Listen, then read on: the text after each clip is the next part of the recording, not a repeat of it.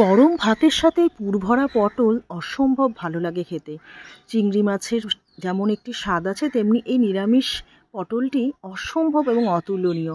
হালকা করে পটলের খোসা ছাড়িয়ে ভেতরের বীজটা একটি চাকুর সাহায্যে কেটে ফেলে দেবো। তারপর ভালো করে জল দিয়ে ধুয়ে, কিন্তু জল ঝরিয়ে নিতে হবে একদম শুকনো করে।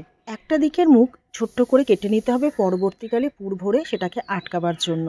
ফ্রাই প্যানে বেশ খানিকটা সর্ষের তেল দিয়ে পটলগুলো নুন হলুদ দিয়ে ভেজে নেব হালকা করে, যাতে সেদ্ধ হয় খুব তাড়াতাড়ি। এক রাত মটর ডাল ভিজিয়ে রেখেছিলাম, 2টো কাঁচা লঙ্কা দিয়ে সেটা বেটে নেব সামান্য জল দিয়ে।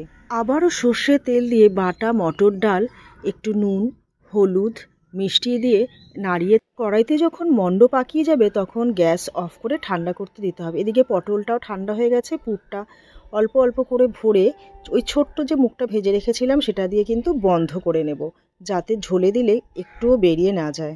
অল্প চারমগজ আর কাজু নিয়েছি, বেটে নেব। এদিকে কড়াইতে তেল গরম করে সাদা জিরে তেজপাতা হলুদ নুন ধনে লঙ্কা জিরে আদা বাটা সব 2 চামচ করে দিয়ে ভালো করে নাড়িয়ে চাড়িয়ে লাস্টে বাদাম বাটাটা দিয়ে দেবো।